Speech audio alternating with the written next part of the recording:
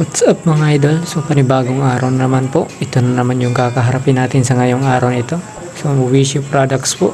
Ang dami pong dumating. Iba't ibang flavor po yan mga idol. Wishy, red, fish crackers, tsaka cracklings. Tsaka ayun po, martis, onion rings, kiri. Napakarami po yan. 20-20 po yan. Kada bawat putos niyan, 20-20.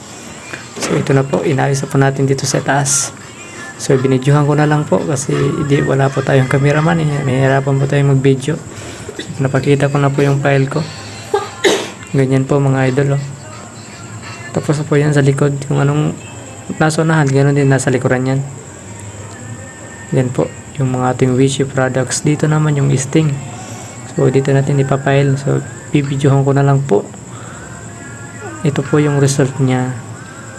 Yan po. Malilak yung file ko dyan. Bali 8 file yan. Tapos dito naman tayo sa Chirab. Sa mga sisters. Tsaka pampers. Ito po, napakarami pong stocks.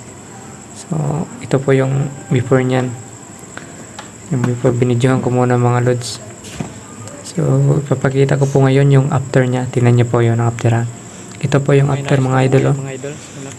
Lampin pants, napakasunod-sunod po yan. XL, tsaka XXL, XL. Tingnan nyo po mga lods, mga idol. Tingnan nyo po yung file ko kung gaano po kaganda. Ito po, napaka-organized po. Naka-organized na po yung bawat size nya. Maraming EQ pants product po. Bagong dating na naman. So ito po yung by size niya po. XL, medium, tsaka large. Dito naman yung Sweet Baby na sa baba. Yan po. Bali, nakatayo lang po yung file niya.